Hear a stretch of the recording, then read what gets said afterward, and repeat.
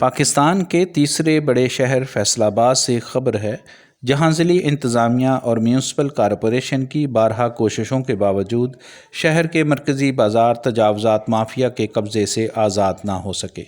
تاریخی گھنٹہ گھر کے 8 بازاروں میں آپریشنز ایک بار پھر ناکامی سے دوچار ہو چکے ہیں۔ اس بارے میں دیکھیے یہ رپورٹ۔ فیصل آباد شہر کا دل کہلانے والے گھنٹہ گھر کے تاریخی 8 بازار ایک بار پھر قبضہ مافیا کے نرغے میں ہیں۔ اگرچہ ضلعی انتظامیہ اور میونسپل کارپوریشن نے تجاوزات کے خلاف متعدد آپریشنز کیے ہیں اور جزوی طور پر کچھ فٹ پاتھ بھی صاف کرائے، مگر یہ تمام کوششیں عارضی ثابت ہوئیں۔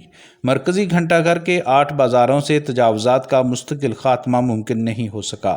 میونسپل کارپوریشن کی کارروائیاں صرف رپورٹس اور فائلوں تک محدود ہو کر رہ گئی ہیں۔ جیسے ہی عملہ واپس جاتا ہے، دکاندار دوبارہ سڑکوں اور فٹ پاتھوں پر اپنا سامان سجا لیتے ہیں۔ جرمانے عائد ہونے کے باوجود بھی تجاوزات مافیا کی سرگرمیاں جاری ہیں۔ نتیجتاً فیصل آباد کا ٹریفک کا نظام درہم برہم ہو چکا ہے۔ شہریوں کو آمد و رفت میں شدید مشکلات کا سامنا ہے اور پیدل چلنا محال ہو گیا ہے۔